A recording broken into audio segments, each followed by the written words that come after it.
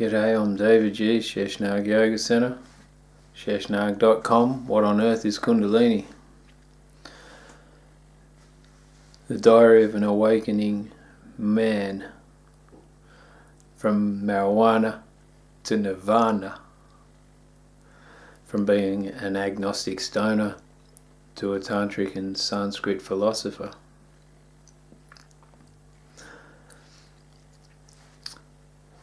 So, during the year of 2017, I've been deconstructed psychologically, emotionally, from an identification perspective. Someone came into my life, a beautiful consort, said I don't think smoking marijuana daily is the right way to go. I said, well, I like you enough to give it up for a while, so over a period of a year I gave it up. Still giving it up mostly. And in that, I've lost most of my previous identity around sex. I used to love getting ripped, stoned as. Put some numbing gel on or something to do with my dick and then fuck for days. No, not days, maybe hours. Anyway, it was a real fucking and not anywhere near what a woman really wanted. It wasn't anything sensual, there wasn't any connection. Sure, there's women out there that fuck. And they like fucking, and I'm only using that in the word of not masculine aggression. I'm using that in the context of the topic that I'm talking about discussing, and I'm talking about fucking in the sense of the porn style pumping. I used to love it.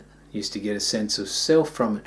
I used to get huge gratification from a psychological and egotistical perspective when a woman would come from a fucking. Not to mention like that I was sort of vacant. I was in tune with her. I wasn't in tune with my own feelings or my own arousal or my own emotions. My main goal was some deviant perspective of trying to please her by making her come, which sounds like giving myself a fist pump sort of thing. But this year, fucking's been put on the back burner. It's moved into an experience of making love. In that, all of my deep-minded neuroses have come to the surface to do with inadequacy, insecurity. I've got the perfect partner who quite freely, with the most integrity and most honesty, openly discloses her past with her partners, not from a minute perspective, but from a what she wants perspective and what's been available to her, and her own investigation into her own sensuality and sexuality. Sure, she's evolved as a person. Me, I've been hiding in a cave behind a smokescreen of marijuana,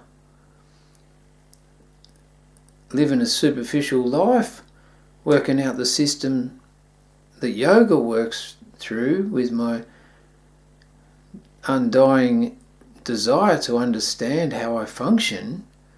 But in that, I've almost become disembodied to an extent that it's detrimental to my own emotional well-being. So I've looked into it. Fucking ripped me to shreds. It's like someone took me in one of those wrestling competitions, gave me a pile driver. I was lost, and I still am emotionally, trying to re-embody myself, trying to get in touch with my feelings. I'm a pretty happy and accepting person of myself, but without the feelings, I've been feeling lost, I've been feeling down. In the pain, it's been phenomenal. So because I've got an undying need to understand the system it works on, incessant need to understand myself, and this bent perspective to please my partner, which is a vibration from my dad. It's not real bent because he's a great man and I've got so many more assets from him than I do liabilities. In that, I've got this desire to research it. So I've looked into things. Looked into David Deida. He's got a phenomenal range of books, videos, knowledge on the subject of sexuality, how to connect with females, what the masculine polarity does, what the feminine polarity does.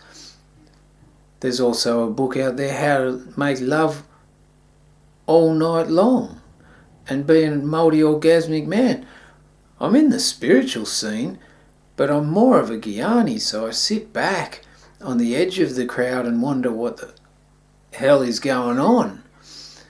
I'm not much of a bhakti, so I don't get into the centre of the circle and get all juiced up where all the women are and feel the connection and the vibe. I try and intuitively perceive how we're connected, then intellectualise it. So I've been feeling a bit lost this year because I've got a beautiful, sensual woman by my side. And because of my own lostness, I've had to research some things. David Deida, Barbara Kiesling, there's a whole lot of things going on. If you look at Mullumbimby, I've connected with that community spiritually. Every third person seems like a sexpert.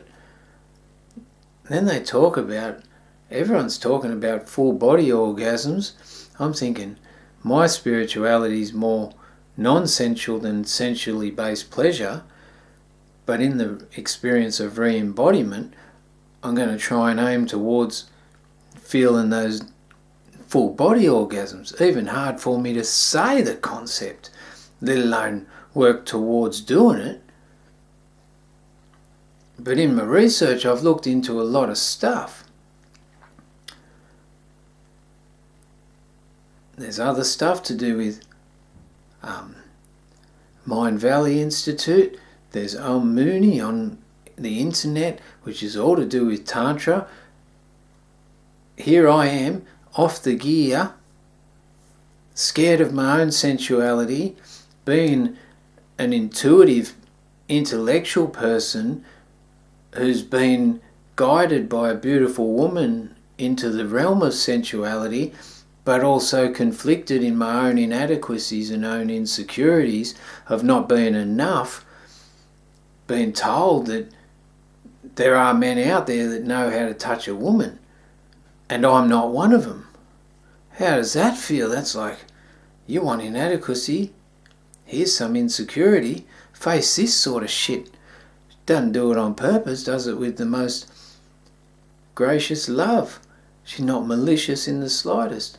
She's beautiful, shares her knowledge and her love freely. It's almost ripped us apart. I'm at the point of pushing her out the door. Sometimes I'm just a dick, and not in the fucking sense, but just in a psychological and emotional sense, where I can't stand it anymore and I try and push her away from me. She's so beautiful, she doesn't want to go anywhere. She wants commitment and connection. I'm humbled by the experience, but geez, I'm uncomfortable in it. There's other things that I've researched to do with Tantra.